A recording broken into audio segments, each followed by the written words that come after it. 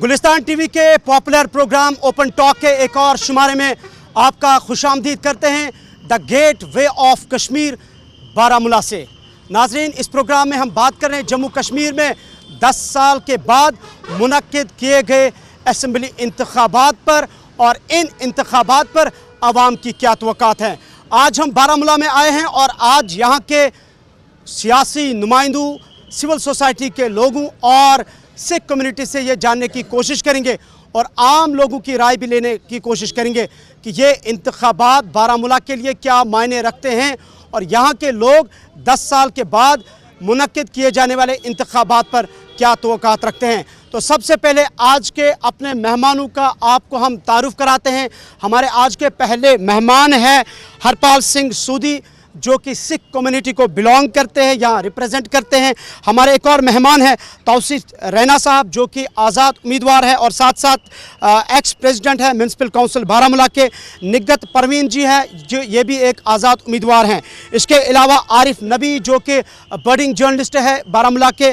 हमारे साथ एक और मेहमान डॉक्टर सज्जाद शफी, जो कि नेशनल कॉन्फ्रेंस के ऊडी के उम्मीदवार है। हमारे एक और मेहमान हैं रफ़ीक रातर साहब, जो कि PDP के बारामूला के कैंडिडेट है और PDP के स्पोक्स पर्सन भी है। हमारे एक और मेहमान हैं एडवोकेट इरफान हफीज़ लोहन साहब, जो कि अलायंस के कैंडिडेट है वागुरा कॉन्स्टिट्यूंसी से। आज के हमारे एक और मेहमान हैं एडवोकेट राबिया जी, जो कि अपनी पार्टी की कैंडिडेट है बारामूला से। आज के मेहमान हैं मोहम्मद शफी भट्ट साहब, जो कि एक सामाजिक कारकुन है। आज के हमारे एक और मेहमान हैं फयाज़ अहमद, जो कि जम्मू कश्मीर कांग्रेस के स्टेट सेक्रेटरी है। और आज के हमारे एक और मेहमान है जावेद हुसैन साहब, जो कि एक आज़ाद उम्मीदवार है, नौजवान उम्मीदवार है। तो बात यही हो रही है जम्मू कश्मीर में 10 साल के बाद इंतखाबात पर आवाम की क्या तवक्कात है। तो सबसे पहले डॉक्टर शफी साहब, आपसे जानना चाहेंगे ये जो इंतखाबात यहाँ पे हुए हैं, चूँकि आप नेशनल कॉन्फ्रेंस ने अपना मैनिफेस्टो तो जारी किया है, लेकिन बारामूला के लिए या ऊडी के लिए जो आपने वादे किए हैं, लोगों को आप कैसे यकीन दिलाएंगे कि आप वो वादे निभाएंगे? देखिए, पहली बात यह है कि हमारे मैनिफेस्टो में हमने सबसे ज़्यादा जो थ्रस्ट दिया हुआ है वो हमने नौजवानों पे दिया है। नौजवान जो है हम पिछले कई सालों से बेकार हैं। हमारी वैकेंसीज़ जो हैं SSRB में, PSC में, वो फ्रीज़ करके रखी गई हैं। और हमने अपने मैनिफेस्टो में कहा है कि इंशाल्लाह रब्बिल अज़ीम गवर्नमेंट बनते ही हम विदिन 6 मंथ्स 1 लाख जो नौजवानों का जो है रोज़गार जो है वो हम बहाल करेंगे। और बारामूला टाउन जो है ये हमारा गेटवे है, इसमें कोई शक नहीं है। तो आपको किस अंदाज से लग रहा है कि बारामूला गेटवे है? ऑल दो कि हमने 1951 से यहाँ इंतखाबात भी लड़ा है और लोगों ने वोट भी आपको किए। बिल्कुल वोट दिए हैं, लेकिन अगर आप देखेंगे 2002 के बाद ये जो सीट है ये PDP के पास थी और मुजफ्फर बेग साहब के पास थी। उसके बाद जावेद हसन बेग साहब थे PDP में उस वक्त।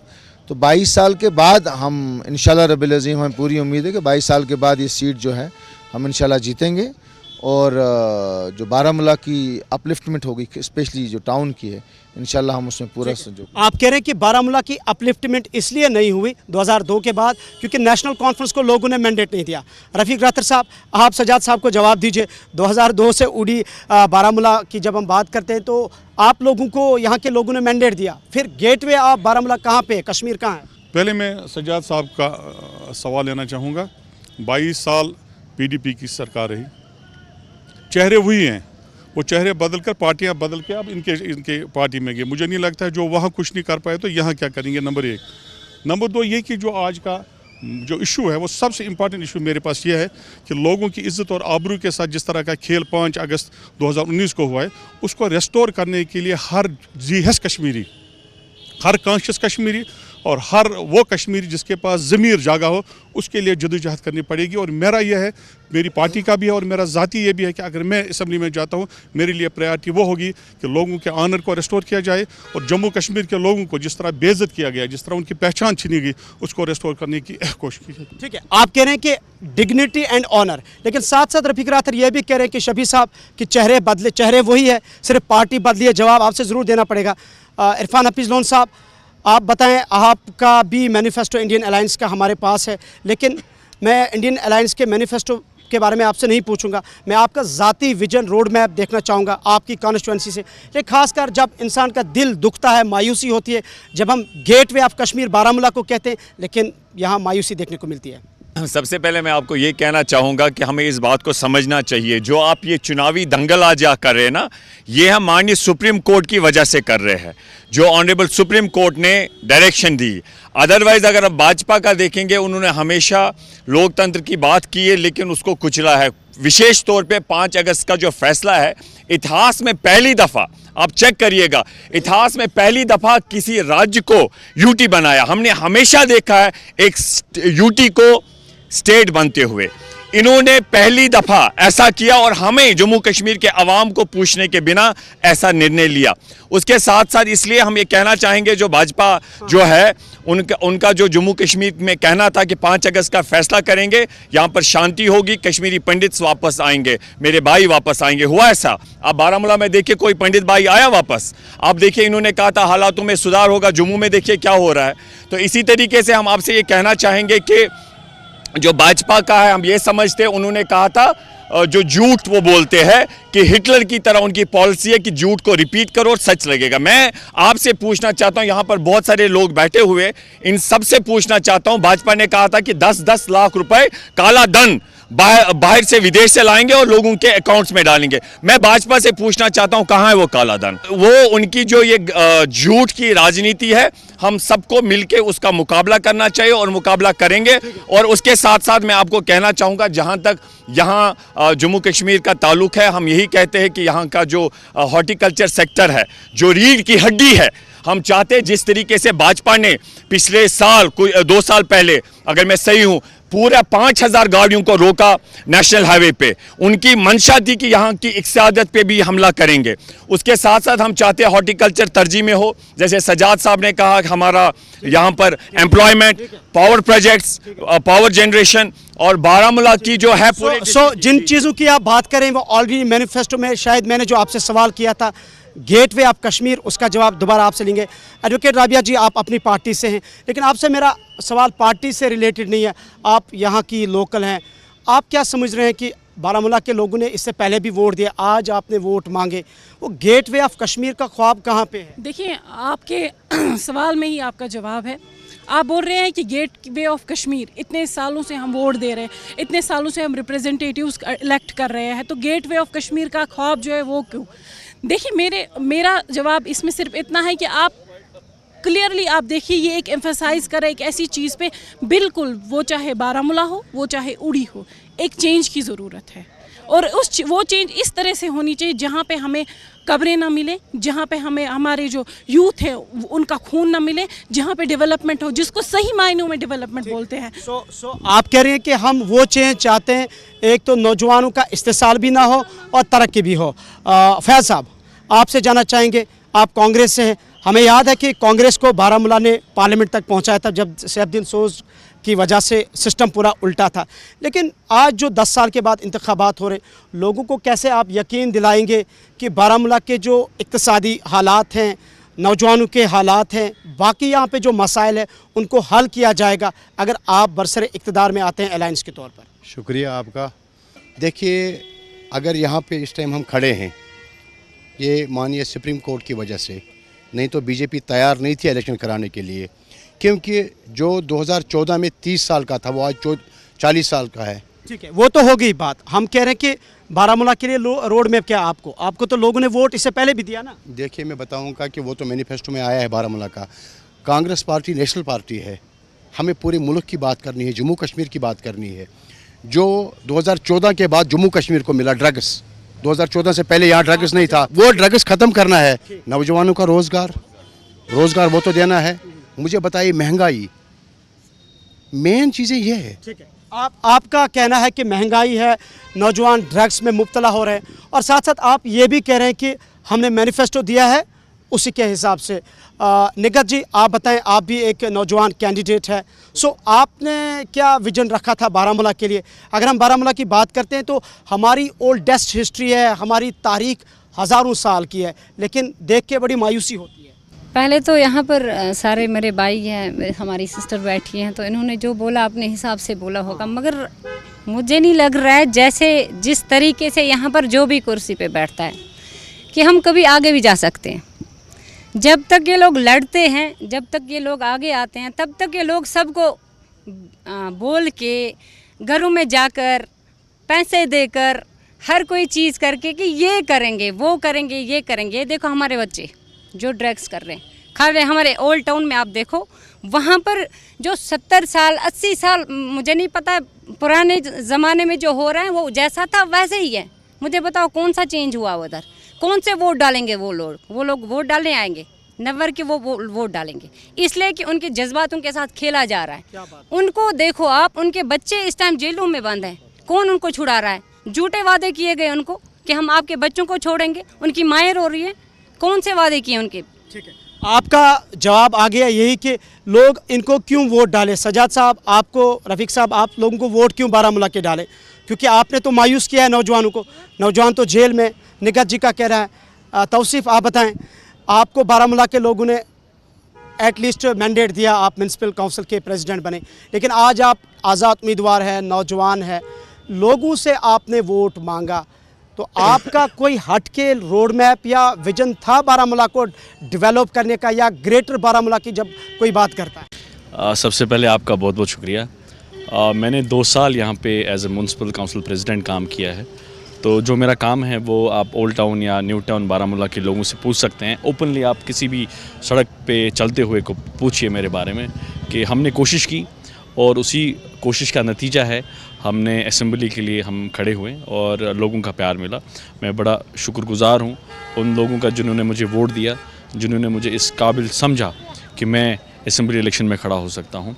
हमारी कोशिश थी, मैं एक नौजवान हूँ, हम नौजवानों के जज्बात, नौजवानों के मामला समझते हैं, तो हमारी कोशिश थी असेंबली इलेक्शन में हम जीत हासिल कर सकें, और उम्मीद भी है क्योंकि जितना मैंने आउटरीच किया, जितना मैं लोगों से मिला, जो ट्रेडिशनल पार्टीज़ है, ट्रेडिशनल पॉलिटिशियंस है, लोग काफ़ी तंग आए हैं, और इंशाल्लाह ताला वी आर होपफुल कि ये जो नए जो लोग हैं जब वो आगे आएंगे कुछ बदलाव होगा। चाहे कोई भी जीते बारामूला से, मैं चाहता हूँ और हम सब चाहते हैं वो बारामूला की तमीर और तरक्की के लिए काम करें। ठीक है, आप कह रहे हैं कि ट्रेडिशनल पॉलिटिकल पार्टीज़ से लोग परेशान हुए हैं, तंग आ चुके हैं, उसका भी जवाब देंगे। जावेद हुसैन, आप एक नौजवान कैंडिडेट है, आपने भी असेंबली इलेक्शन में हिस्सा लिया, सो आप क्या कुछ कहेंगे? आपसे थोड़ा डिफरेंट सवाल रहेगा, वो ये कि आप यूनिवर्सिटी से आए हैं, जब नौजवानों के मामलात हालात देख रहे हैं, डेवलपमेंट पे नज़र डालते हैं, तो क्या सोच के आप यहाँ पे आए थे? शुक्रिया आपका, पहले कि आपने मुझे इस काबिल समझा, आपने मुझे यहाँ बुलाया। मैं एक नौजवान हूँ, अभी भी मैं यूनिवर्सिटी में ही हूँ। यहाँ के हालात देख के, जो नौजवान के मसाइल हैं, यहाँ 2018 जून में जब बीजेपी ने पीडीपी से अपना जो सपोर्ट वापस लिया था, तब से कोई इलेक्शन नहीं हुआ। उसके बाद यहाँ क्या कहते हैं, पंचायत और म्यूनसिपल इलेक्शन हुए। यहाँ मेरी बहन निगत अभी कह रही थी कुछ नहीं हुआ है। निगत जी को 2018 में बारामूला की आवाम ने वार्ड 10 से ये जीत के आई है, तो निगत जी को ज़रूर यहाँ कंसंट्रेट करना पड़ेगा, क्योंकि ये जीत के आई और मेरे भाई तौसीफ़ रैना साहब प्रेसिडेंट थे। अगर इनका ये कहना है कि ओल्ड टाउन में कुछ नहीं हुआ है, तो इनसे पूछना चाहिए इनकी, ये इन लोगों की नाकामी है। इससे पहले रिवायती सियासी लीडरान पे हम बात करें, मैं भी उनसे नाराज़ हूँ। मैं कहता हूँ कि कोई मजबूरी नहीं थी यहाँ एक नौजवान सामने आता अगर उनने कुछ किया होता, लेकिन जिन लोगों को बारामूला की आवाम ने म्यूनसिपल काउंसिल में बहसती एक काउंसलर के तौर पे, और एक यहाँ पे मेरे भाई तौसीफ़ प्रेसिडेंट भी बैठे थे, हर 6 महीने के बाद सुनने में ये आता था कि वहाँ पे जो है नो कॉन्फिडेंस मोशन एक दूसरे के खिलाफ लाते थे। मतलब अगर ये चीज़ अगर आपका सवाल है, ठीक है, आपका सवाल ज़रूर तौसीफ़ से भी पूछेंगे हम, और निगत भी उसका जवाब देंगे, दोबारा आपके पास आएंगे। आरिफ, आप एक नौजवान बडिंग जर्नलिस्ट है, बारामूला की सियासत को बड़ी गहराई से आप जानते हैं, सो इस डेवलपमेंट को आप कैसे देखते हैं जब 10 साल के बाद इलेक्शन हो? मैं दोबारा कहूँगा, यहाँ के MLAs भी लोगों ने बनाए, MPs भी बनाए, डिप्टी CM भी बनाए, पार्लियामेंट तक लोगों को पहुँचाए, सो अब क्या उम्मीद है? देखिए, हबीब जालिब साहब कहते हैं कि तुमने लूटा है सदियों हमारा सुकून, अब न हम पे चलेगा तुम्हारा फंसों। चार अगर दर्दमंदों के बनते हो क्यों, तुम नहीं चार अगर कोई माने मगर मैं नहीं मानता मैं नहीं जानता। देखिए, बारामूला की एक लेगेसी रही है। हमने बदकिस्मती से पीपल्स डेमोक्रेटिक पार्टी में इनको यहाँ का वाइस चीफ मिनिस्टर दिया। हमने कांग्रेस की सरकार में सोज साहब को भेजा, जिनकी एक वोट से तख्ता पलट होने वाला था। नेशनल कॉन्फ्रेंस को हमने यहाँ से मैंडेट दिया। 2014 तक जावेद हुसैन बेग साहब को हमने जिताया, लेकिन बारामूला को गेटवे ऑफ कश्मीर कहा जाता है और ये गेटवे ऐसे डेवलप होना चाहिए कि सेंट्रल एशिया के साथ जितने भी हमारे ताल्लुकात थे वो यहाँ से जाने चाहिए। हमें परेशान नहीं होना चाहिए था कि हमें ईरान से जाना है, हमें कहीं और से जाना था। लेकिन आप देख सकते हैं आजकल बारामूला की हालत, बारामूला अपना रोना खुद रो रहा है। यहाँ के जितने भी सियासतदान आए वादे इन्होंने किए, चाहे 1951 से लेकर आज तक, मगर किसी ने कुछ नहीं किया। देखिए ये आप छोटी मोटी जितने पैसे आपने 10 लाख 20 लाख लगाए, ये डेवलपमेंट नहीं है। कोई ऐसा इंफ्रास्ट्रक्चर बताइए जिससे आपने किसी ऐसे मुल्क को रागिब किया हो जो कह रहा हो कि नहीं मुझे बारामूला में ही इन्वेस्टमेंट करनी है। आपने कोई ऐसी मंडी बनाई जिसमें आपने कहा कि नहीं सेंट्रल एशिया से जितनी भी फरोख्त आएगी जो यहाँ से जाएगा वो यहीं से जाएगा। क्या बात है, क्या बात है। दैट मीन्स कि बारामूला सेंट्रल एशिया को मिलाने वाला डिस्ट्रिक्ट है और ये एक इंटरनेशनल सतह पर इसको देखना चाहिए। ठीक है, इस पर भी बात करेंगे। शफी साहब, आप एक सामाजिक कारकुन हैं, समाजी मसाइल को आप कैसे देखते हैं? नई हुकूमत, खासकर नए जो नए MLAs बनेंगे, इनसे क्या तवक्कात बारामूला की आवाम रखेगी? तवक्कात हमेशा एक पॉलिटिकल रिप्रेजेंटेटिव, एक इलेक्टेड गवर्नमेंट, इससे आम लोग रखते हैं। पहला तो मैं यहाँ के जितने भी पॉलिटिकल पार्टीज़ है एक सिस्टम में आए, एक डेमोक्रेटिक प्रोसेस में आए, इसके लिए इनको मुबारकबाद देता हूँ और उन लोगों को भी मुबारकबाद देता हूँ जिन्होंने अपने वोट का इस्तेमाल किया अगली गवर्नमेंट बनाने के लिए। एक मुल्क को, एक रियासत को चलाने के लिए एक लोकल गवर्नमेंट का होना बहुत ज़रूरी है, क्योंकि बारामूला एक हसास कस्बा है जहाँ पर लोग हर चीज़ को बड़ी माइन्यूटली, बड़ी बारीकी से वहाँ नोटिस करते हैं। बारामूला में बहुत सारे इश्यूज़ ऐसे हैं जिनको आज तक कभी एड्रेस नहीं किया गया है। खासकर अगर हम देखें तो बारामूला यहाँ गेटवे ऑफ कश्मीर होने के वजह से हमारा जो रिवर बैंक है इसको कहीं पर अच्छे से ब्यूटिफाई नहीं किया गया। सो आप नटशल में ये कह रहे हैं कि हमारे सामाजिक कारकुन कि बारामूला के जो बुनियादी मसाइल हैं जिनको एड्रेस करने की ज़रूरत है वो जूं के तूं है। गुलजार साहब, आपका शुक्रिया, आप बड़ी देर के साथ ज्वाइन कर चुके हैं। जर्नलिस्ट एसोसिएशन बारामूला के आप वर्किंग प्रेसिडेंट हैं। सो आप बताएं, आप इन लोगों पर क्या तवक्कात रखेंगे जो सियासी नुमाइंदे हमारे यहाँ बैठे हैं जिनको 8 अक्टूबर के बाद सर पे अमामा सजना है? पहले मैं इन सबों का तहे दिल से शुक्रिया अदा करता हूं क्योंकि इन्होंने ये जुर्रत की है कि आवाम के सामने रूबरू हुए। तो मैं ये कहूँगा कि जितने भी यहाँ पर लोग बैठे हैं, कश्मीरी हर वक्त सेक्युलर रहता है, वो सेक्युलर नज़रिया का रहता है और सेक्युलर नज़रिया का जो भी हो, भले ही एप्लीकेशन उसकी किसी भी ऐसी पार्टी के साथ क्यों ना हो कि जो सेक्युलर ना हो। और मैं ये कहूँगा कि आज के मामले में भी, आज के इलेक्शन में भी मैंने एक चीज़ नोटिस किया है, सड़क, पानी, बिजली नहीं, प्रायोरिटीज़ ये नहीं है। जो 70 साल पुरानी प्रायोरिटीज़ है वो प्रायोरिटीज़ नहीं होनी चाहिए थी आज। और सड़क, पानी, बिजली, ये तो उसके लिए यहाँ पर डिपार्टमेंट्स, गवर्नमेंट एग्जिस्ट कर रही है। ड्रेन भी बनेगी, सड़क भी बनेगी और उसके लिए जितने भी ये काम है। और जैसे कि डिपार्टमेंट में मतलब यहाँ पर हमें म्यूनसिपल काउंसिल है, टाउन का काम उनके ज़िम्मे है और जितना होना था वो हो गया। ये काम एक डिपार्टमेंट का रहता है।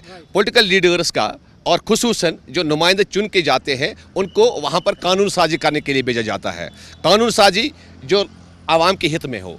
बदनसीबी ये है कि हमने यहाँ पर जितने भी नुमाइंदे आज तक भेजे, उन्होंने इनके आराम, कश्मीरियों के आराम के लिए या उनके रोज़गार के हवाले से अभी तक किसी किस्म की ऐसी कानून साजी नहीं की है। आप कह रहे हैं कि इन सियासी जमातों के नुमाइंदों ने जिनको हमने चुना है कानून साजी आवाम की नहीं की है जो तवक्का थी। ठीक है, आकिब, आप बीजेपी को रिप्रेजेंट करते हैं, आपसे मेरा सिंपल सवाल है, 2018 के बाद LG इंतज़ाम में कोई 3 काम बताएं डिस्ट्रिक्ट बारामूला के या नॉर्थ कश्मीर के जिसको आप इस वक्त इनको चैलेंज करेंगे, या हमने किया आपने नहीं किया? देखिए, सबसे पहले मैं यही इनको चैलेंज देता हूँ कि जमहूरी निज़ाम मजबूत हो गया। अगर ये कैंडिडेट इस टाइम हिस्सा ले रहे हैं जमहूरी निज़ाम की वजह से, जो वो किसने मजबूत किया? इनके टाइम में आप देखिए कोई हिस्सा ले रहा था, वो हो गया पॉलिटिकल। अब डेवलपमेंट की जब बात करते हैं, 3 काम बताएं। 3 काम ये है कि सबसे पहले हमने KS से IAS सफ़र कर दिया। ठीक है, वो तो हो गया डिविजनल लेवल पे, स्टेट लेवल पे, मैं कह रहा हूँ डिस्ट्रिक्ट लेवल पे अगर देखा जाए, आप देखिए यहाँ पे डेवलपमेंट तो बहुत कुछ हो। आप संग्रामा देखिए, वहाँ पे फ्लाईओवर्स वगैरह बाकी सारी चीज़ें। तो ठीक है, ये कह रहे हैं कि डेवलपमेंट बहुत हुई है, संग्रामा फ्लाईओवर हम बना रहे हैं। सोदी साहब, आप सिख कम्युनिटी को रिप्रेजेंट करते हैं, तो आपने भी वोट डाला है। रफीक साहब, तो आप क्या तवक्कात करेंगे? पहले तो मैं आपका शुक्रिया अदा करता हूँ कि आप लोगों ने पूछा कि सरदार मतलब बरादरी कहाँ पर है। जहाँ तक मेरे कहने का सवाल है कि खासकर बारामूला का अगर बोलें, सरदार बरादरी है ही नहीं, कहीं इग्नोर किया गया है हर वक्त। लेकिन आम तासुर तो ये है, हमें फिगर्स भी ये बता रहा है कि बारामूला में सिख कम्युनिटी की एक बड़ी तादाद है, मगर उनका हुआ कुछ नहीं है। जैसे अनएम्प्लॉयमेंट, ड्रग्स में जा रहे हैं बच्चे हमारे, कोई पढ़ाई नहीं, कोई यतीम है, इतने मतलब मिलिटेंस में इतने मारे गए, उनकी फरिस्त हमारे पास पड़ी है, कुछ हुआ नहीं, ना रिफिल सौरव मिला उनको। दूसरी बात, अगर अब जेएन में देखा जाए तो जब से हमें LG आए हैं और बीजेपी की हुकूमत रही है, सरदारों का तो बेड़ा गर्क कर दिया इसने। जहाँ पर जाते हो वहाँ पर इंक्वायरी होती है, भाई आप सरदार किस तरह से हो, कड़ा कहाँ पहनना है। हमारे इतने एग्जाम हो गए, उनको हरासमेंट किया गया बच्चों को, आप कड़ा दिखाओ, आप ये दिखाओ, पगड़ी है, आप ये क्यों पहनते हो, व्हाट नॉनसेंस। जब इंग्लिश कॉन्स्टिट्यूशन में हमारा नाम दिया है, why they are not employed this. आपने दो चीजें बताई। दूसरी बात ये कि हमारे कुछ 3-4 मत थे जो कि पार्लियामेंट ने पास किए हैं, वह है अनंत कार्जमेंट, वो पास हुआ है, हमारी असेंबली नहीं कर रही है, LG पास नहीं कर रहे हैं। हमारा 425 तो SRO था जिसमें कि मतलब नॉन माइग्रेंट को मतलब लीव मिला गया है, एक्सेप्ट उसने BDP वालों ने एक्सक्लूड किया है। सेकेंडली पंजाबी हमारी जो कि 60% लोग वी कांट से नॉनसेंस, हम ये कह रहे हैं कि ये एक डिसअपॉइंटमेंट है आपके लिए, ठीक है। सो बिकॉज उसको गौर ही नहीं करते हम किस तो ये कह रहे हैं कि कोई गौर ही नहीं कर रहा है। शफी साहब, आगाज में जब मैंने रफीक राथर साहब से सवाल पूछा था तो उन्होंने आपको रिएक्ट किया था कि चेहरा वही है लेकिन सिर्फ पार्टी बदल गई है।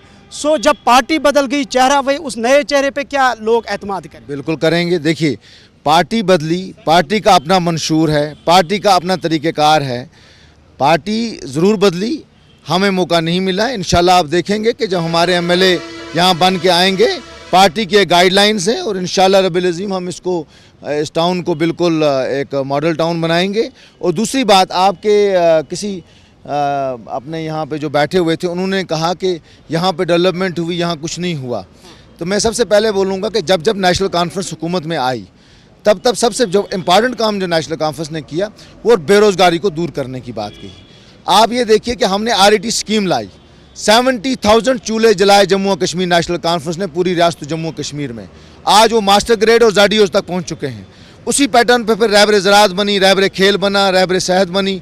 सो जब भी नेशनल कॉन्फ्रेंस हुकूमत में आई है, ये सब चीज़ें जो इम्प्लीमेंट हुई, स्पेशली फॉर द यूथ जो है, अनएम्प्लॉयमेंट को दूर करने का बेड़ा जब भी उठाया। शफी साहब, बारामूला के नौजवान एक सवाल पूछ रहे हैं, नेशनल कॉन्फ्रेंस से भी, PDP से भी, कांग्रेस से भी, आज़ाद उम्मीदवारों से भी, पॉलिटिकल रिप्रेजेंटेटिव से, आपसे ये पूछा जा रहा है कि हमें बारामूला में एक ऐसा स्किल डेवलपमेंट इंस्टीट्यूशन दिखाइए जहाँ पर हमारे 1000, 2000, 3000 नौजवान अपॉइंट किए गए, एंगेज किए गए फ्रॉम 1947 टू 2024। बिल्कुल, मैं आपको बताऊं, पहले जो बारामूला का पहला, when my father was the education minister, सबसे पहले जो चीज़ गई थी वो ITI बारामूला बनाया गया। उसके बाद ITI उड़ी बनी। और आपको पता है उस ITI की ट्रेनिंग से कितने हज़ार लड़कों ने जो उनको जॉब मिला, वो बाहर भी हैं आज उनमें से कोई लोग। हमारी उड़ी में जो ITI उसके बाद आया, तो सबसे पहला ITI जो बनाया गया था वो बारामूला में ही बनाया गया था। और उस स्किल जॉब से हमने जो है नौजवानों को की बेरोज़गारी दूर की। और हमारा इस वक्त भी मंशूर में है कि हम स्किल्ड के ऊपर जो पूरा जोर देंगे और स्किल्ड लेबर जो है, स्किल जो है, बच्चों को स्किल सिखाएंगे। कॉरपोरेट सेक्टर ऐसा अपने, क्योंकि हमारे पास रिसोर्सेज बहुत है, जगह बहुत है जहाँ पे नौजवानों को हम एंगेज कर सकते हैं, रोड मैप में है कहीं पे। एक तो हो गया पार्टी का मैनिफेस्टो, मैं कह रहा हूँ आपका जो ज़ाती विजन है। मेरा ज़ाती विजन देखिए वो ये है कि पहले जो है वो स्किल्ड के ऊपर हमने जोर रखा हुआ है।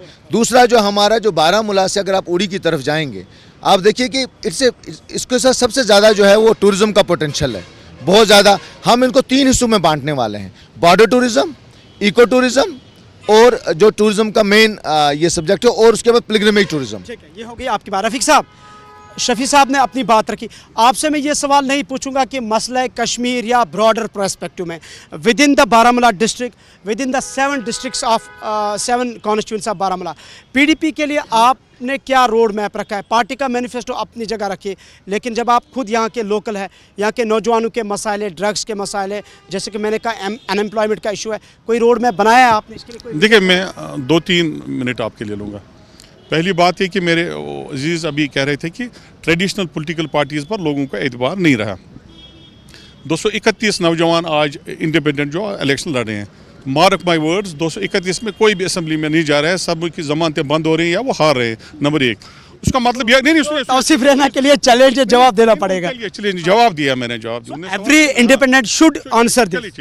तो मतलब यह है कि जब आप 231 में एक भी नहीं जा रहे हैं तो आप ये क्लेम नहीं कर सकते कि लोगों ने ट्रेडिशनल पार्टी पर अब भरोसा नहीं रहा है। दूसरी बात, यहाँ कुछ पॉलिटिकल रियलिटीज़ हैं। PDP is political reality, national conference is political reality और कांग्रेस इज नेशनल पार्टी, ठीक है, और बीजेपी भी। जो कुछ यहाँ पर हुआ है आज, चाहे आपका ये कहीं रोड बना है, कहीं नलका है, ये सारा का सारा पीडीपी ने किया है, एनसी ने किया है। नंबर 1, अब अगर इस बुनियाद पर आप वोट ले लें कि मैंने फलान जगह नलका लगाया है, मैंने फलान जगह पोल लगाया है, मैंने फलान जगह ट्रांसफर, इससे बढ़कर बदकिस्मती इस कौम की हो ही नहीं सकती है। 70 साल से हमने ये इस्तेसाल किया। यही तो हमारा सवाल है कि फ्यूचर तवक्कात क्या रखे। मैंने कहा, मैंने आपसे 2 बातें कही थी पहली इंटरेक्शन में। मैंने आपसे ये कहा था कि सबसे बड़ा मसला जो है जिससे अनसर्टेनिटी है वहाँ पर, वो है यहाँ के नौजवानों को, यहाँ के बसीद मजमूई जम्मू कश्मीर के लोगों को जिस तरह बेइज्जत किया गया।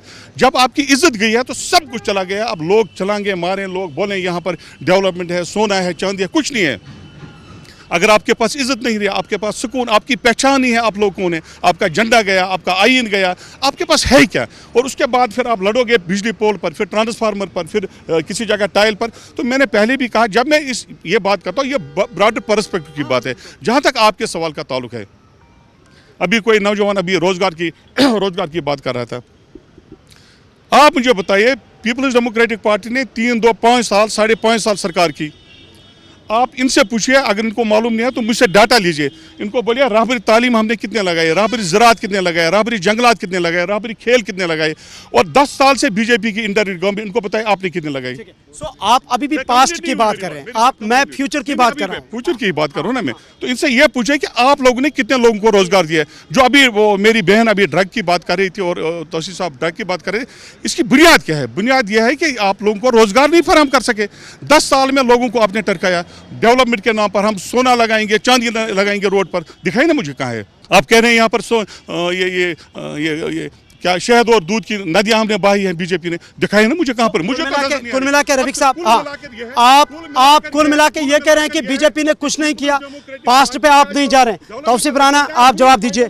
आपको रफीक साहब ने कहा कि जमानत जब्त होगी आज़ाद उम्मीदवारों के, आल 2 के, आपने नाम इनका नहीं लिया, लेकिन कुल मिला के आज़ाद की बात की बताइए। इनने मेरा नहीं कहा। मैं तो यही से कह रहा हूँ, नाम आपका। देखिए, सबसे इम्पोर्टेंट चीज़ है कि कुछ नौजवान, ये मेरे भाई है जावेद साहब, ठीक है, मैं इनको अप्रिशिएट करता हूँ। ये मेरी बहन है निगत जी, मैं इनको अप्रिशिएट करता हूँ कि वो आके बाहर इलेक्शन लड़ा। पहले तो इनको मैं दाद देता हूँ कि इन्होंने कोशिश की, चाहे ज़मानतें हमारी जब्त हो, चाहे हमें जब्त करे, लेकिन हमारी मेहनत और हमारी ईमानदारी ये है कि हम किसी के पीछे नहीं रहें। हम इन लोगों के भरोसे नहीं रहे जिन्होंने आज तक हमें झूठे ख्वाब दिखाएं।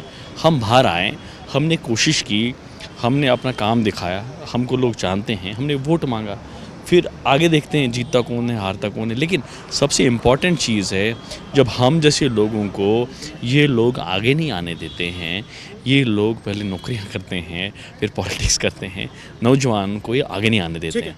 तो तौसीफ राना कह रहे हैं कि जो ट्रेडिशनल पॉलिटिकल पार्टीज़ है ये लोगों को आगे आने नहीं देते। लेकिन तौसीफ, आपसे एक और सवाल मेरा है, आप म्यूनसिपल काउंसिल के प्रेसिडेंट रहे, लेकिन हमारे आई लव बारामूला के पीछे जो पार्क है ये खंडरात का मंजर पेश कर रही है। लेकिन मुझे भी याद है, मैंने पिछले 6 सालों से इस पार्क का यही हाल देखा। ये बताएं।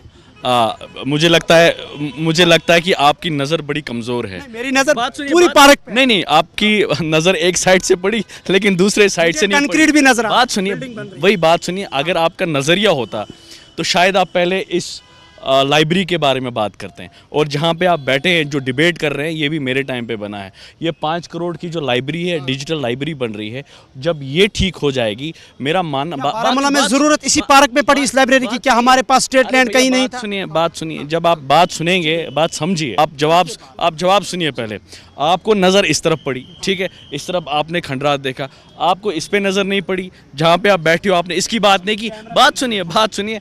ये 5 करोड़ से जो लाइब्रेरी बन रही है, डिजिटल लाइब्रेरी, यहाँ नहीं बनी, जब ये सब कंप्लीट हो जाएगा उसके बाद पार्क पे काम होगा। मैं नहीं चाहता था हमारा कोई पैसा वेस्ट होगा। मैंने एज ए प्रेसिडेंट पहले बोला ये कंप्लीट करें, उसके बाद पार्क कंप्लीट करेंगे। जब हमारा बच्चा कोई किताब लेके नीचे आएगा वो पार्क में बैठ के पढ़ेगा। Thank you. आप एक बेस्ट विजन के साथ है कि आप समझ रहे कि पहले लाइब्रेरी कंप्लीट हो। राबिया जी आप भी जवाब दीजिए। यही सवाल है, ये कह रहे हैं कि ट्रेडिशनल पॉलिटिकल पार्टीज़ ने यहाँ इस्तेसाल किया। मेरी बात आप समझिए, ट्रेडिशनल पॉलिटिकल पार्टीज़ ने इस्तेसाल किया है, इसमें कोई शक नहीं है। और जिस तरह से इस टाइम यूथ निकल के आया है, इलेक्शंस में पार्टिसिपेट कर रहा है, बाहर आ रहा है, रिप्रेजेंटेशन एक नई चाहता है, तो ये एक मैसेज है बाहर कि हम लोग एक चेंज चाहते हैं, जो मैंने पहले भी कहा। दूसरी बात, जहाँ तक डेवलपमेंट की बात आती है, देखिए डेवलपमेंट में सिर्फ सड़क, बिजली और पानी नहीं है। हमारे उड़ी में इस वक्त 4 पावर प्रोजेक्ट्स हैं। उन 4 पावर प्रोजेक्ट्स में से जिसको हम अगर कहेंगे चिराग तले अंधेरा, वो हमारा कश्मीर है, खासकर उड़ी है, खासकर बारामूला है, जो हम सफ़र कर रहे हैं। आपका एक सिंपल हाउस होल्ड, जो बंदा सुबह से शाम तक 500 रुपये कमाता है, उसको आपको इस टाइम इलेक्ट्रिसिटी की बिल आती है 2500, 1500। एंड ये एक ऐसा इशू है ट्रेडिशनल पॉलिटिक्स में, ये आज तक एड्रेस क्यों नहीं? आपका बहुत अच्छा कहना है, इसका सजाद साहब को जवाब देना पड़ेगा कि उड़ी में हमारे पावर प्रोजेक्ट्स हैं, हमारा उड़ी का पावर बाहर की स्टेट्स में जाता है, लेकिन उड़ी के लोकल को, बारामूला के लोकल को 1500 से 2000 की बिजली बिल आती है, और उसका रेवेन्यू भी कितना आता है। राइट सजाद साहब, क्या ये कोशिश नहीं हो सकती कि एटलीस्ट मकामी लोगों को उसका फ़ायदा मिले? देखिए हमारा पहला यही चीज़ थी। बेसिकली जब 96 में 90 में जब ये पहला उड़ी 1 का जो स्टार्ट हुआ, उस वक्त गवर्नमेंट नहीं थी, तो उसका जो मेमो ऑफ अंडरस्टैंडिंग जो साइन हुआ वो गवर्नर रूल ने किया और NHPC ने किया। उस वक्त वो उड़ी सिविल जो थी वो उन्होंने स्टार्ट किया। ये उस बार भी हम नहीं थे। जब फेज़ 2 स्टार्ट हुआ उड़ी 2 का, उस वक्त भी जो गवर्नमेंट थी वो PDP और कांग्रेस की गवर्नमेंट थी, और उस वक्त उन लोगों ने ये साइन नहीं किया। हम भी ये कहते हैं कि जो 5 किलोमीटर का एरिया है उड़ी 1 का और उड़ी 2 का, इनको फ्री पावर देना चाहिए, और जो 1% पैसा है जो गवर्नमेंट के ख़जाने में जा रहा है, उसको for the development of first priority should be उड़ी एंड देन डिस्ट्रिक्ट बारामूला। जो CSR का पैसा है वो कहाँ गया पिछले 5 साल से? उससे पहले जो CSR का पैसा था 2014 से लेकर 2018 तक, वो हम लोकल वहाँ पे यूज़ करते थे। तो इसका मतलब पिछले 5 सालों का हिसाब जब हुकूमत बनेगी, अगर आप इक़्तिदार में आए तो लेंगे उसका? बिल्कुल लेंगे। और जो 1% जो गवर्नमेंट ऑफ इंडिया जो NHPC हमें पैसा देती है वो फाइनेंस डिपार्टमेंट में। नेशनल कॉन्फ्रेंस ये भी लोगों को इंश्योर करेगी कि अगर नेशनल कॉन्फ्रेंस की हुकूमत आई, सजाद साहब उड़ी से लड़ते जीत के आते हैं, उड़ी वालों को भी उसका फ़ायदा मिलेगा, साथ साथ जो डिस्ट्रिक्ट बारामूला है उनको भी इसका शेयर मिलेगा? बिल्कुल मिलेगा। आपका जवाब आ गया। इरफान साहब, मैं जानता हूँ कि आप बड़े सख्त मौक़िफ़ रखते हैं 2019 के बाद जो भी हुआ, लेकिन मैं उस पर नहीं जाऊँगा। विद इन द कॉन्स्टिट्यूंसी में बात कर रहा हूँ, 7 कॉन्स्टिट्यूंसीज़ हैं हमारे बारामूला डिस्ट्रिक्ट की। आप खुद यहाँ के लोकल हैं। हम जब टूरिज़म की बात करते हैं तो चलिए जी गुलमर्ग के बगैर हमारे पास बहुत कुछ है डेवलप करने का। हमारे नौजवान ड्रग्स में मुब्तला है, हमारे पास एम्प्लॉयमेंट नहीं है। आप एक जब ब्रॉडर पर्सपेक्टिव में इन चीज़ों की बात करते हैं, कोई रोड मैप है आपके पास ऐसा कि अगर अलायंस की हुकूमत बनती है, इस बारामूला के greater Baramulla gateway of Kashmir को का जो ख्वाब है ये पूरा होगा? देखिए इमरान साहब, सबसे पहले आपको मालूम है बारामूला एक हिस्टोरिक जगह है। इसी से बांडीपोरा कार्व आउट हुआ है, इसी से हमारा कुफवारा बना है, और अक्रॉस द बॉर्डर कुछ एरिया वो बारामूला का हिस्सा है। तो एक हिस्टोरिकल जगह है। जैसे इन्होंने कहा, हम जो अलायंस का है, सबसे पहले सब लोगों का जो सबसे इम्पॉर्टेंट है, मैं ब्रीफली वो आपको बताना चाहूँगा मुख्तसर। जो बीजेपी का जो ख्वाब था 400 पार, इसी अलायंस ने, इसी इत्तेहाद ने उस ख्वाब को चकनाचूर किया, उसको 200 कुछ सीटों तक समेटा। तो इस वक्त यहाँ पर भी हम उम्मीद करते हैं जो भाजपा की जो पॉलिसी थी कि यहाँ फ्रैक्चर्ड मैंडेट आए, यहाँ पर लोग बिखर जाए। आप देखते हैं यूपी में करोड़ों में पॉपुलेशन है, वहाँ 2 या 4 पार्टीज जो है प्रोमिनेंट है। यहाँ कश्मीर में हर गली कोचे में पार्टी बनाना चाहते हैं। जमहूरियत में उसका हक है, लेकिन हमें उसके पीछे देखना मंशा क्या है। एक तो हम उनके उस ख्वाब को यहाँ पर चकनाचूर कर देंगे इंशाल्लाह। ये इंडिया अलायंस जो है ये इंशाल्लाह लोगों का इसको एतमाद होगा और लोगों की खिदमत करने का मौका मिलेगा। एक और इसका सिर्फ गवर्नेंस तक महदूद मत रखिए, इसका एक बहुत बड़ा लार्जर इसके पीछे एक मकसद है। उसके साथ जो डेवलपमेंट आपने कही, सबसे पहले हम ये आपको बात कहना चाहेंगे, जो इंडस वाटर ट्रीटी है, आबी महादा है, उससे सबसे ज़्यादा अगर नुकसान है वो किसको हुआ है? जम्मू कश्मीर के आवाम को। इंडस वाटर ट्रीटी अगर आप रनिंग चलते हुए पानी पे आप बिजली बनाते हैं, जो हमारे यहाँ प्रोजेक्ट्स है, हमारा मुतालबा है अगर आप मुल्क के बाकी रियासतों में जैसे पंजाब में, जैसे दिल्ली राजधानी में मुफ्त बिजली देते कुछ 100 यूनिट्स, हम मुतालबा करते और हमें उम्मीद है जो एजेंडा में भी है और मैनिफेस्टो में भी है कि मुफ्त बिजली दी जाएगी। उड़ी पहला हक रखती है और उसके साथ साथ हम पूरे जम्मू कश्मीर में मांग करेंगे कि गरीबों को ये मुफ्त बिजली मिले। और एक चीज़ मैं आपको बताना चाहता हूँ सबको, और मुझे यकीन है सारे सहमत होंगे इस बात से, इससे पहले जब नेशनल कॉन्फ्रेंस, कांग्रेस या बाकी लोगों की सरकार रही है यहाँ पर, एलजी के प्रशासन के साथ जब हम मुकाबला करेंगे, आप देखिए गरीब आवाम उन्नास नॉमिनल पे करते थे 200 या 250 रुपए, और ये जालिम हुकूमत ने इस जो हमेशा जबर जुल्म जाति झूठ की इस राजनीति, आप देखिए कमर तोड़ के रखा है इन्होंने हमारे गरीब आवाम का। इसलिए हम अगर अलायंस की अगर अलायंस आता है, सबसे पहले डेवलपमेंट के लिए बिजली साइन को नॉन है, मैंडेटरी है। हम चाहेंगे हमारे पावर प्रोजेक्ट्स फ्री बिजली लोगों को मिले, और उसके बाद साथ साथ डेवलपमेंट जो है, टंगमर्ग एरिया हमारा टूरिज्म गुलमर्ग है, उसके साथ साथ बारामूला में भी हमारा जीएमसी है। अभी देखिए वहाँ पर आप स्ट्रेंथ देखेंगे, बहुत सारे मुलाजिम जो है वहाँ पर तैनात नहीं है। बेसिक इंफ्रास्ट्रक्चर को आप ठीक करने की कोशिश कर रहे हैं। ठीक है, जावेद कुछ कह रहे हैं। जावेद जी, पिछले 10 सालों में अगर कुछ हुआ होता, आपने यहाँ जो बीजेपी को रिप्रेजेंट कर रहे हैं यहाँ पर, आपने इनसे पूछा कि कुछ हुआ, इन्होंने क्या कहा जवाब में इन्होंने कहा कि आज से 6 साल पहले हमने जमहूरियत लोगों से छीनी थी, आज हमने बहाल की। कोई एहसान बीजेपी ने नहीं किया, और बीजेपी ने नहीं किया। ऑनरेबल सुप्रीम कोर्ट ने जब 370 पे बहस चल रही थी तब कहा था गवर्नमेंट ऑफ इंडिया को कि आप यहाँ इलेक्शन कराइए 22 सितंबर 2024, जो कि हुए। आप ये समझिए, अगर ये कहते हैं कि डेवलपमेंट ये है कि यहाँ जमहूरियत बहाल हुई है, तो फिर इनको शुक्रगुजार मशकूर रहना चाहिए मुल्क के पहले प्राइम मिनिस्टर जवाहरलाल नेहरू के, जिसने एक तोहफा दिया पूरे मुल्क। ठीक है, आपके कुल मिला के बात यही है कि क्या वादे पूरे होंगे? ऑडियंस में कोई सवाल पूछना चाहता है? ऑडियंस जी जी जी जी मेरा सवाल नेशनल कांग्रेस तो पीडीपी। मेरा सवाल नेशनल कांग्रेस और पीडीपी से है, काइंडली। वाद करना सन वाद पूरे किन कहें। ठीक है, आप जो वादे कर रहे हैं आप वो पूरे करेंगे अगर आप जीत के आते हैं? मुख्तसर जवाब सजाद साहब, पहले आप खास वादा बताइए क्या है, हम बताएंगे। ये इनका कहना है कि जो मैनिफेस्टो में आपने कहा कि हम ये करेंगे, आप हमें कैसे यकीन दिलाएंगे कि आप वो वादे पूरे करेंगे? इंशाल्लाह हमने जो मैनिफेस्टो में बोला हुआ है हम वादे पूरे करेंगे, क्योंकि हमने 5 साल के बाद वापस आना है। क्या बात है।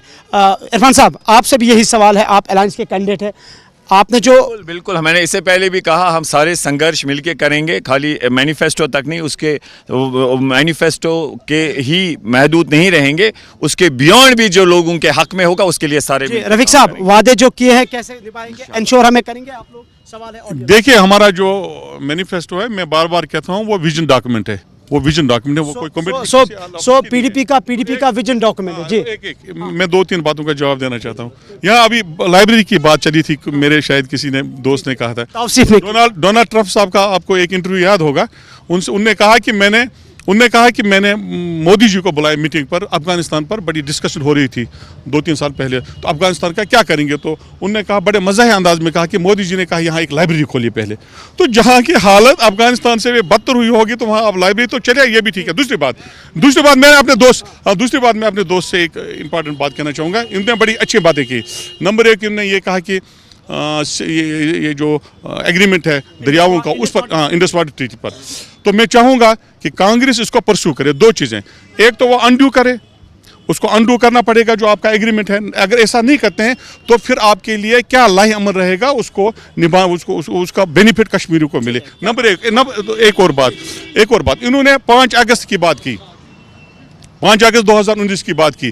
तो मैं चाहूँगा, चूंकि ये कांग्रेस के कैंडिडेट है, मैं चाहूँगा कि कांग्रेस इसको परस्यू करे और कांग्रेस कमिटमेंट करे जम्मू कश्मीर के लोगों के साथ कि 370 को रेस्टोर करने के लिए कांग्रेस कोशिश करेगी। ये सवाल तो इरफान साहब को जवाब देना पड़ेगा। इंडस वाटर ट्रीटी को आप अंडू करें क्योंकि हम ज़्यादा हक रखते हैं। जी। बिफोर डिस्कसिंग 370 उसको रेस्टोर करना, it is a judicial president right now. Once Supreme Court has decided, it becomes a judicial precedent. उस लाइट में आंसर करें, in light of that answer.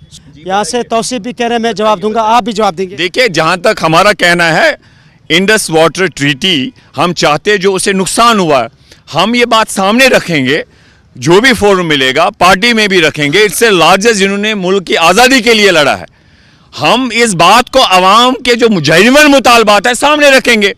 हमें एटलीस्ट वो as a compensation in Indus water treaty से जो नुकसान हुआ at least वो जो हमारे यहाँ प्रोजेक्ट्स है उनको स्टेट को देंगे। जो हम नॉर्दर्न ग्रिड को देते इंस्टेड ऑफ दैट वो हमें स्टेट को दे देंगे। राइट। हाँ हाँ। दूसरी बात है हमारा फेडरलिज्म, जो तंजीम का भी मौकूफ है। आप CWC के रेजोल्यूशंस देखिए, रिसर्च करके आते नहीं है। जब अब हम वो बात बोलेंगे तो पेंडोरास बॉक्स खुल जाएगा कि सेक्रेटरीट में किन्होंने भाजपा को एंट्री दी, किस पार्टी ने सेक्रेटरीट में एंट्री दी।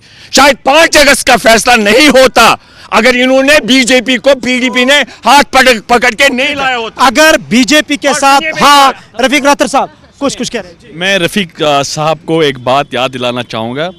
हमें फ़ख्र है कि हम यहाँ पे लाइब्रेरी खोल रहे हैं। पैलेट गन तो हमने नहीं खरीदे, पैलेट तो हमने नहीं चलाए, ठीक है। बीजेपी तो हमने यहाँ नहीं लाया। तो ये जो बेसिकली ड्रामाबाजियाँ हैं, सियासी ड्रामाबाजियाँ, मैं इन सब पॉलिटिशियनों को, मैं अपने आप को पॉलिटिशियन नहीं समझता हूँ। यहाँ पे मेरे भाई भी बैठे हैं, मैं कहता हूँ कि कम से कम इनको सच बोलना चाहिए। अगर रफीक रातर को जवाब देना पड़ेगा, पैलेट आपने लाया बीजेपी के साथ, आपने बात सुनिए, बात सुनिए। ये देखो, मैं इनको काउंटर नहीं करना चाहता हूँ। यहाँ पे इन्होंने बात उठाई, मैं कहता हूँ एक तो इनको गलती माननी चाहिए जिनने गलत किया, जिनने गलत बयान नहीं दिए। जब ये गवर्नमेंट में थे इनको तो अपना आप मोदी से भी बड़ा लगता था। बात सुनिए आप, ये तो बोलते थे अब मसला कश्मीर हल करेगा मोदी जी। आप तशरीफ रखें। आपकी बात को सजाद साहब ने भी एंडोर्स किया, इरफान साहब ने भी एंडोर्स किया, रफीक साहब देखिए। मैं कहता हूँ जो भी पॉलिटिशियंस हैं यहाँ पे, चाहे पुराने हैं चाहे नए हैं, चाहे रिटायरमेंट के बाद भी पॉलिटिक्स में आते हैं, सब अच्छी बात है, कोई बात नहीं, आना चाहिए। लेकिन खुदा के वास्ते आपको सच बोलना चाहिए लोगों से। ये झूठ के कुछ कह रहे हैं, आरिफ कुछ कह रहे हैं। देखिए, मैं एक बात सब सियासतदानों से, सब सियासी पार्टियों से और जो हमें ऑडियंस देख रहे हैं इनसे एक बात कहूँगा, ये जितने भी वादे किए जा रहे हैं मेहरबानी करके उम्मीद मत रखो यार। इनके पास पावर इतना कन्फाइन किया गया है कि JKAS इनके हाथ से जा रहा है, ठीक है। और आपको एक बात बताओ, मजे की बात है, 8 को जो नतीजे अनाउंस हो रहे हैं और 10 तारीख को चीफ सेक्रेटरी फिल्म प्रोजेक्ट का रिव्यू कर रहे हैं। आप खुद समझ सकते हैं कि chief secretary is more valid than our MLA। So आप ये कह रहे हैं कि जो नई लेजिस्लेटिव असेंबली होगी वो डिसएम्पावर होगी क्योंकि बिजनेस रूल्स में जो अमेंडमेंट किया गया। आप एक सवाल, 1 मिनट। इन्होंने कहा कि हमें बिजली, नल, पोल, तार के बाद सियासत इनको करनी पड़ेगी। They have been confined to those things. बस बिजली, तो ये कन्फाइनिंग इश्यूज। बिल्कुल। पहले मैं ये सुनना चाहती हूँ कि जायद साहब ने कुछ बोला था, वो मुझे समझ नहीं आया। आप अगर रिपीट करेंगे वो चीज़ इन्होंने बोला क्या था? जायद साहब आप मेंबर रहे। जी। मेरी बहन ने ये कहा था कि पिछले 75 सालों में ओल्ड टाउन की हालत बदतरे कुछ हुआ नहीं। आपने कहा आपको तो हमने काउंसलर बनाया। उसके जवाब में मैंने कहा कि 2018 से मेरी बहन यहाँ काउंसलर हैं, उनके उसका जवाब देना पड़ेगा। हाँ, आप 2018 से काउंसलर थी, उसका जवाब दीजिए। तौसीफ भी काउंसलर थे, उसने तो जवाब दे दिया। ये जो मेरे भाई हैं, मैं क्या कहूँ कि 2 और 4 दिन इनको हो गए पॉलिटिक्स में आए हैं। चलो, मोस्ट वेलकम। तो हम बूढ़े होने लगे और जब कुर्सी पे इंसान बैठता है ना, उम्र का तकाजा नहीं है। पूरा सुना करो ना आप।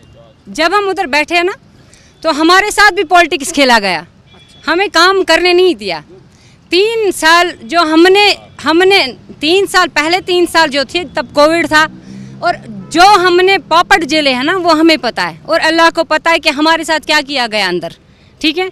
और जब उस 3 साल के बाद तौसीफ साहब आए तो तौसीफ के साथ वो पॉलिटिक्स खेली गई कि हमें खाली लड़ाया गया, खाली एक दूसरे के साथ लड़ाया गया। जो काम था वो पेंडिंग ही होता था। आप सुनिए मेरी बात। जी। बात सुनिए मेरी। दूसरी बात, ये मेरे बड़े भाई हैं, मेरे सर हैं, तो इन्होंने अभी बोला कि जो हम उठे हैं कि शायद ज़मानत जब्त हो जाएगी।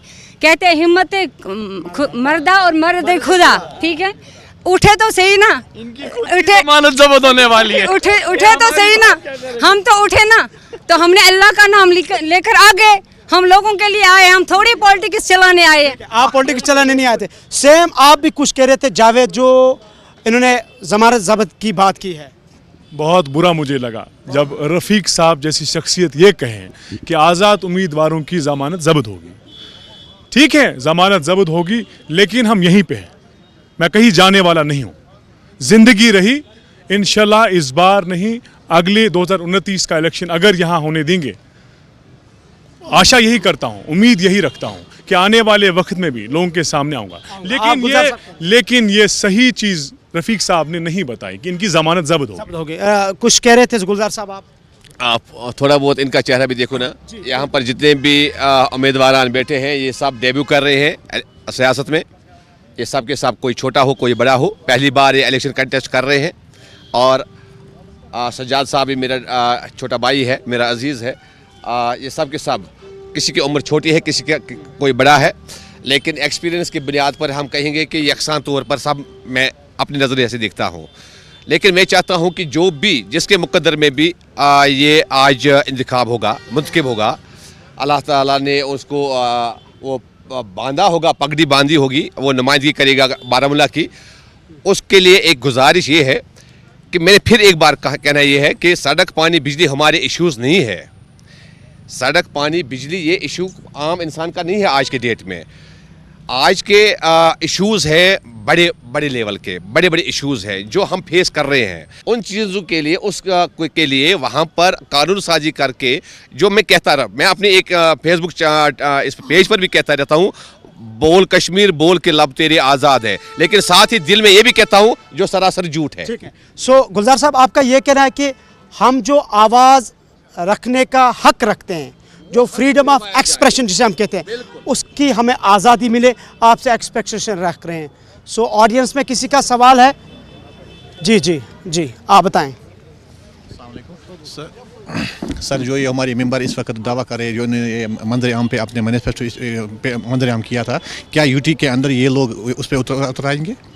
और दूसरी बात, और क्या ये मतलब कश्मीरियों के लिए, जिन्होंने कश्मीरियों ने इनके लिए इस वक्त वोट डाले, इस वक्त अपने आप को इनके लिए मतलब फिदा किया है 1 महीने से, क्या इनके कामों में ये उतर आएंगे इस यूटी के अंदर? और दूसरी बात, ठीक है रफीक साहब, और जो डेवलपमेंट यहाँ चल रही है, जिसकी यहाँ पकड़ दकड़ बहुत ज़्यादा है, खासकर माइनिंग के हवाले से, एक गाड़ी वाले को कम से कम 1.5 लाख रुपये मतलब जुर्माना होता है, क्या उनको ये इंसाफ दिलवाएंगे? शफीक साहब, 2-3 सवाल इन्होंने पूछे एक साथ। एक यहाँ माइनिंग का इशू है, दूसरा इन्होंने सवाल किया कि यूटी में आप कैसे हमें इंश्योर करेंगे जो वादे किए हैं वो पूरे करेंगे। तीसरा ये चीज़ कि हमारे जो भी मसाइल है आप हमें यकीन दिलाएंगे कि आप वो मसाइल हल करेंगे। सजाद साहब से ही जवाब लेंगे इससे। क्या माइनिंग का है? यहाँ माइनिंग का कुछ इशू है, लैंड माइनिंग का, जो काफ़ी सारे इश्यूज़ है। अगर आप इक़्तिदार में आते हैं, क्या वो मसाइल हल होंगे उसके? इंशाल्लाह। देखिए, पहली बात ये है कि माइनिंग लोकल है, और पिछले 5 साल से, जब से 2019 हुआ है, माइनिंग के ठेके जो हैं वो दिल्ली वाले, महाराष्ट्र वाले और आउटसाइडर्स को मिला है। It should not be given to the outsiders, it is the right of the people of Jammu and Kashmir. यहाँ के लोगों का हक है, उनको ये हक मिलना चाहिए। देखिए, हम कहते हैं कि 370 ख़त्म किया गया। मैं आपके माध्यम से एक चीज़ पूछता हूँ, जिस 370 की वजह से आपने 371 ABC नॉर्थ ईस्ट को दिया, वो राइट्स दिए आपने, लैंड के राइट्स दिए, जॉब्स के राइट्स दिए हमने, आप 371 ABC हमें यहाँ क्यों नहीं इम्प्लीमेंट करते हैं? दूसरा इनका सवाल ये है कि आप हमें कैसे यकीन दिलाएंगे वादे पूरे होंगे जो आपने किए हैं? देखिए, हमने जो वादे किए हुए हैं अपनी इसमें मंशूर में, इंशाल्लाह रब्बिल अज़ीम हमारी गवर्नमेंट आएगी तो हम उसको पूरा करेंगे। तो इनका सवाल है कि हमारे पास यूटी है, स्टेटहुड नहीं है हमारे पास, सो कैसे आप हमें कन्विंस करेंगे? देखिए, पहली बात यह है कि जैसे कि इरफान साहब ने भी कहा था कि ये हिंदुस्तान की हिस्ट्री में कभी नहीं हुआ है कि स्टेट यूटी बनी हुई है। आज लद्दाख वाले भी रो रहे हैं, वो भी वापस स्टेट चाहते हैं। जो पावर्स उनके पास LHDC में थे वो पावर्स है ही नहीं। आज वहाँ जो कुछ भी है गवर्नर साहब है। आज उनको भी एहसास हुआ है, अगर उनसे पूछेंगे तो वो बोलेंगे हम भी JNK के साथ वापस जाना चाहते हैं। जब तक हमारा स्टेटहुड रिस्टोर नहीं होगा, फुल स्टेटहुड, उसके लिए हम जदोजहद करेंगे। और सुप्रीम कोर्ट ने कहा है स्टेटहुड, प्राइम मिनिस्टर ने जम्मू में जाके कहा कि हम आपका स्टेटहुड रिस्टोर करेंगे। और हमें उम्मीद है कि हमारी जो इसका अपोजिशन है जो दिल्ली में बैठी हुई है वो इसके बड़ी स्ट्रांग अपोजिशन है, और इंशाल्लाह रब्बिल अज़ीम हमारा स्टेटहुड रिस्टोर होगा।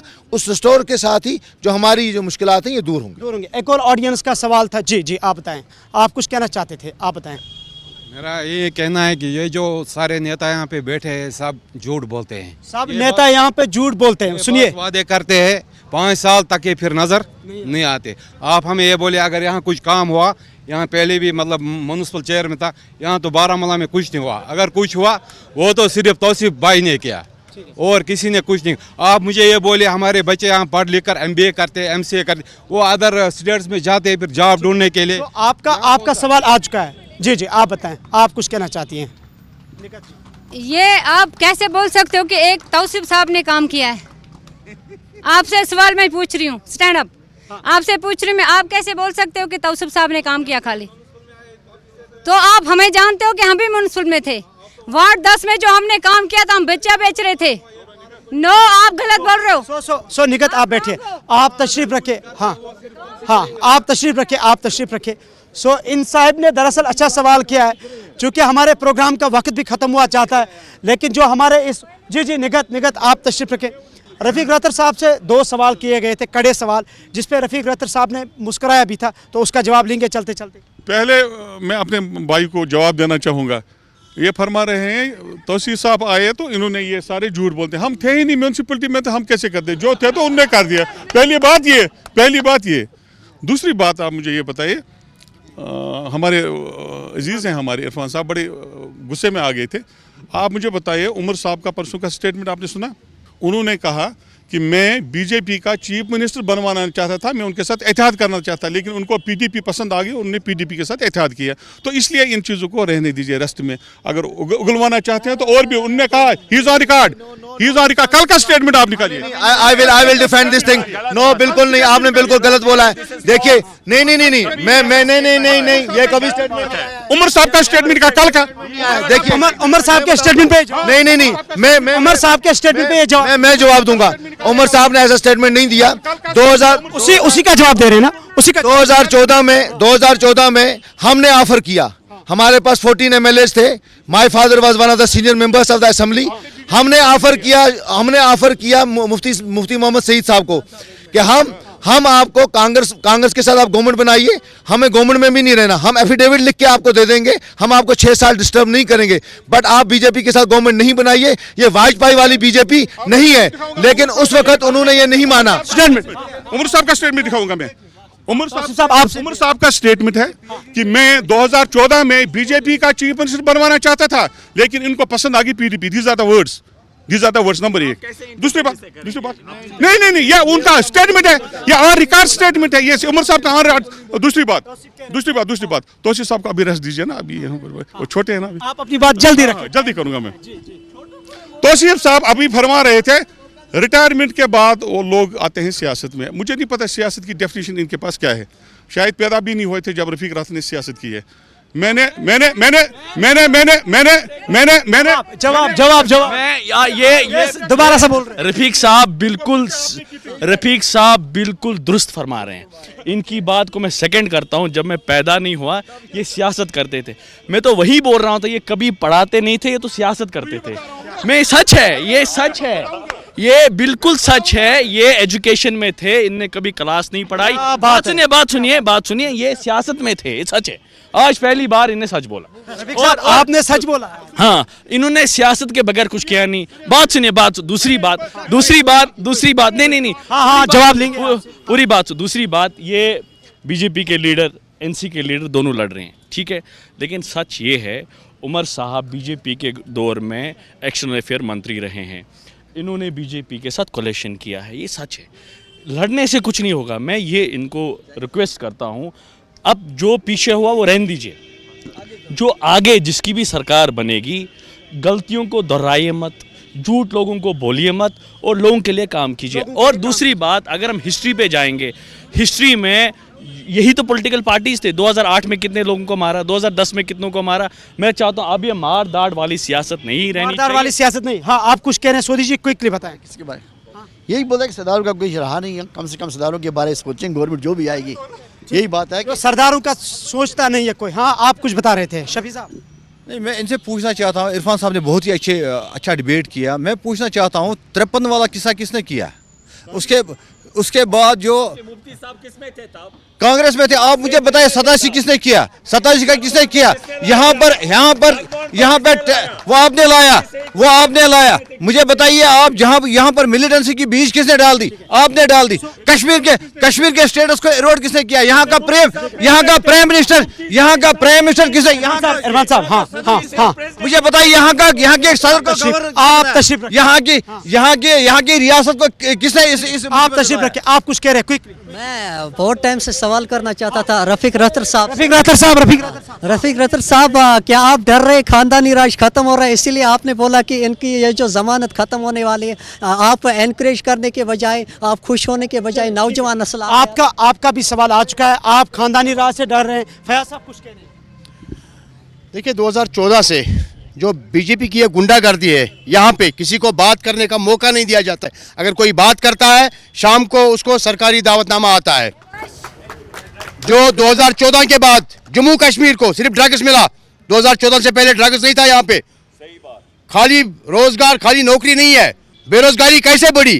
जो माइनिंग की बात है, बाजरी, रेत, आप देखो जो यहाँ की लकड़ी थी, आपके जंगलात है यहाँ पे, आपको लकड़ी नहीं मिलेगी यहाँ की जंगलात से, आपको बाहर से लकड़ी आएगी, वो लेनी है आपको। यहाँ की लकड़ी जो है वो आपको नहीं मिलेगी। ये गुंडागर्दी नहीं तो और क्या है। ठीक है, आप इसको गुंडागर्दी करें। आप कुछ कह रहे हैं जावेद को खत्म करेगी कांग्रेस। आप देखना आने वाले वक्त में जम्मू कश्मीर से लेकर पूरे मुल्क में कांग्रेस की सरकार आएगी, और देखना 2014 से पहले जो वक्त था वही वापस लौट के आएगा। मुझे लगता है आरिफ साहब अब एक दूसरे के खिलाफ निशाने साधना अच्छा नहीं है। अब वक्त आया है कि 8 को नताइज आएंगे। जो यहाँ के एग्जिट पोल्स हैं, अगर वो सही साबित हुए हैं, उम्मीद यही करते हैं कि जो नेशनल कॉन्फ्रेंस ने अपनी मैनिफेस्टो में हम वादे किए हैं वो वादे पूरे होंगे। एक क्या कहते हैं 3 महीने में 1 लाख नौजवानों को रोज़गार मिलेगा। मैं भी एक नौजवान हूँ। 200 यूनिट्स फ्री मिलेगी। और इन्होंने कहा कि PSA जो नेशनल कॉन्फ्रेंस का तोहफा था वो ये खत्म करेंगे। अब एक दूसरे के खिलाफ मुझे नहीं लगता निशाना साधना ठीक है कि 29 को ये बंद हुआ है। बहुत बहुत शुक्रिया। अब जो वादे हैं बस जी हाँ। लगी है आग, आएंगे जद कई घर में, आएंगे कई। जनाब मैं छोटा हूं, थोड़ा सा कभी हो सकता है वो आप पे कीचड़ उछालेंगे, आप इन पे कीचड़ उछालेंगे, ये आप पे वापस कीचड़ उछालेंगे। ये आपने किया है, 70 साल की हिस्ट्री रही है। अब कीचड़ मत उछालो। खुदा के लिए, जम्मू कश्मीर के लिए जो हो सकता है इन नौजवानों के लिए करो। अगर आप कीचड़ उछालने पे रहेंगे तो हो सकता है अगले 5 साल बाद जो आज आपको वोट मिला है, 70% नौजवानों ने वोट दिया है, शायद उस टाइम पे आप नौजवान को मुंह दिखाने लायक नहीं रहोगे। मैं यहाँ पर जो हमारे ये भाई बैठे जो PDP से है, नहीं वो इन्होंने रफ़ीक साहब ने इन्होंने पहले एक दफ़ा 10 साल, शायद 10 साल हो गए, 9 साल हो गए बेग साहब से, जावेद बेग साहब से। तो तब जावेद साहब ने बोला कि मैं इसका जवाब दे रही हूँ कि ये बोल रहे हैं कि हमें आगे नहीं जाने देते हैं। तो वही हम इंडिपेंडेंट क्यों उठे। जब हम पार्टी में गए तो वहाँ पर जावेद साहब ने बोला बेटा अगर आप हमारे वर्कर बनोगे तो 10 साल लग जाएंगे आपको वर्कर बनते। मगर अल्लाह का शुक्र है कि हमने मेहनत करके अभी मैं वो भी MLA लड़ रहे हैं और मैं भी लड़ रही हूँ। बस आप सुनिए मेरी बात, वो भी MLA लड़ रहे हैं और मैं भी। जब तक हमने मेहनत नहीं करनी है ना तो हमें पार्टियों के जरिए हम बाद में पहुँच जाएंगे। मगर हम अभी छोटे हैं, मगर जो हम इस टाइम कर सकते हैं वो पार्टियां हमें नहीं कर सकते। रफ़ीक रतर साहब फाइनल कमेंट आपका। एक्चुअली इसको कीचड़ उछालना नहीं कहते। अगर आप हेल्दी डिस्कशन करते हैं, कहीं कोई तारीखी हकीकत को बयान करते हैं, तो मुझे नहीं लगता है कि इसको आप इससे ताबीर करें कि किसी ने कीचड़ उछाला या किसी ने रिएक्ट किया। मैं कई बातों पर रिएक्ट कर सकता हूं, लेकिन डिबेट अब लंबा हो जाएगा। लेकिन मेरी एक ही रिक्वेस्ट है, क्योंकि 10 साल के बाद इलेक्शन हो गए। मैंने एक पोस्ट लिखा था फेसबुक पर, अगर किसी दोस्त ने पढ़ा, मैंने लिखा था let the bitterness be over. ठीक है, इलेक्शन के दौरान जो बिटरनेस क्रिएट की, जब मैंने बात की, जब इनने बात की, सबों ने बात की, तो जाहिर सी बात है बिटरनेस क्रिएट हुई होगी। Now it is time to close the chapter. अब यूनाइटेडली सारे लोगों को, सारी आइडियालॉजीज को इकट्ठे होकर इस जम्मू कश्मीर के लोगों की, कश्मीर की और कश्मीरियत की पहचान को ये ठीक है। बहुत बहुत शुक्रिया। जी ऑडियंस में किसी का सवाल था। जी हाँ जी final. Sir, I have a question related PDP and the officials there. आज उनका ना एक स्टेटमेंट आया है वहीद साहब का कि दे आर सेइंग कि अगर यहाँ का आप चीफ मिनिस्टर सिलेक्ट होगा सो वो टूथलेस होगा। सो बिफोर कैंपेनिंग ये चीज़ें नहीं करते, इनका पूरा काम हो जाता है। और दूसरा एक क्वेश्चन था मेरा सभी, क्योंकि ऑलमोस्ट 1 घंटे से ज़्यादा डिस्कशन चल रहा है, मेरा एक क्वेश्चन इन सब से है कि ये सभी बोल रहे हैं कि B टीम C टीम, ये मुझे लगता है कि एक साइड से लोग चाहते हैं कि हम पार्टिसिपेशन करें, वोट डालें, बट ये शायद जो सीनियर पार्टीज है उन्हीं का हक है। मेरा हमारे प्रोग्राम का तो वक्त हो चुका है, लेकिन हमारे एक दोस्त ने सवाल किया कि वहीद पराग का जो स्टेटमेंट आया है इलेक्शन के बाद, अब वो कह रहे हैं कि जो नए सीएम होंगे वो रबर स्टैंप होंगे या टूथलेस होंगे। जी। दूसरा ये कह रहे हैं कि जो हमारे जी पहले इसका ये वहीद पर ये उसका आया है नहीं, जो भी है जिसका भी है स्टेटमेंट आया है। अब जिसने भी ये स्टेटमेंट दिया तो हकीकत है ना, पावर्स नहीं है, चीफ मिनिस्टर के पावर्स नहीं है, आपके पास कानून साजी के पावर्स नहीं है। आप भी मानते हैं, हम सारे मानते हैं, उन्होंने भी कह दिया तो इसमें दूसरी बात क्या। हाँ, अब सवाल यह है कि वो इलेक्शन क्यों लड़ते, यही शायद मेरे ख्याल में उनका कहना। हम आप स्पेस कैसे छोड़ सकते हैं? कहना है कि इलेक्शन से पहले इन्होंने क्यों नहीं की बात, अब इलेक्शन हो गए तो हमारे कहने और न कहने से कोई फर्क नहीं पड़ता। यहाँ पर इतने लर्नड लोग हैं, पढ़े लिखे लोग हैं, सब उसे पूछे कि ये टूथलेस टाइगर नहीं है क्या उसके पास पावर्स हैं? अगर कोई कहेगा पावर्स हैं तो हम सरेंडर करते हैं। आप ये एनसी के हैं, कांग्रेस के मेरे अजीज हैं, बाकी पार्टियों से सारे के सारे ये तस्लीम करते हैं। मैं यहाँ पर सारे मतलब जो एमएलए बनने वाले हैं, ये बन रहे हैं या मतलब जो मतलब पार्टी में है, तो उनसे नहीं, उसके बगैर भी मुतमना अपील है सबूत से कि वो सरदारों को कम से कम अपने साथ रखे, सादी बिरादरी के बारे सोचे। I will thankful to you. So Sardar ji का कहना है कि कम से कम जो भी जीत के जाए सरदारों का ख्याल रखे, जो ना भी जीते वो भी ख्याल रखे। आप सभी मुअज़्ज़ज़ मेहमानों का इस प्रोग्राम में बहुत बहुत शुक्रिया। राबिया जी कुछ कह रही हैं, हमारे प्रोग्राम का वक्त तो हो चुका है। सर सबसे पहले तो ये बात ड्यूरिंग अगर कैंपेन हमारा ये ऐसा दंगल हुआ होता तो शायद बेनिफिशियल होता। चलिए देर आए दुरुस्त आए। अब लास्ट में मेरी यही रिक्वेस्ट रहेगी, चाहे वो उड़ी हो चाहे वो बारामूला हो, मेहरबानी करके हम 10 साल के बाद असेंबली बना रहे हैं, चाहे वो टूथलेस टाइगर हो चाहे वो कुछ हो, हम बिलीव करते हैं कि हम अपने राइट्स पे खड़े हों, हम अपने राइट्स के लिए लीगल प्रोस्पेक्टिव में, लीगल वे में उनके लिए खड़े हों और उनके लिए लड़े। अगर टूथलेस टाइगर है तो उसको टूथ लगाने होंगे और उसको खड़ा करना होगा। और हमारे बारामूला या उड़ी जितने भी मसलो मसाइल है, वो चाहे जो कोई भी छोटे से लेकर बड़ा, उन सब पे सुनवाई होनी चाहिए। चलिए बहुत बहुत शुक्रिया आप सभी मुअज़्ज़ज़ मेहमानों का, आपने अपना कीमती वक्त निकाला। नाज़रीन, प्रोग्राम है ओपन टॉक और आज के प्रोग्राम में हमने the gateway of Kashmir यानी कि डिस्ट्रिक्ट बारामूला में अपने ख़ास मेहमानों से बात की। और 8 अक्टूबर के बाद जम्मू कश्मीर में 6 साल के बाद एक अवामी हुकूमत का क़याम अमल में लाया जाएगा, लेकिन तमाम सियासी जमातों ने लोगों के सामने बड़े बड़े वादे किए हैं और ये भी देखा जाएगा कि लोगों ने उनको मैंडेट दिया, वोट डाला, क्या वो वादे निभाए जाएंगे। ज़रूर इन्हीं सियासी जमातों से हम उस वक्त पूछेंगे जब ये इक़्तिदार में होंगे और इनसे पूछा जाएगा कि गेट वे ऑफ कश्मीर का जो ख्वाब है ये क्या इसकी ताबीर होगी या नहीं, क्या ये ख्वाब पूरा होगा या नहीं। ज़रूर आपके साथ आएंगे। फ़िलहाल बारामूला से मोहम्मद इमरान नाइकू के साथ टीम गुलिस्तान के लिए अल्लाह हाफ़िज़।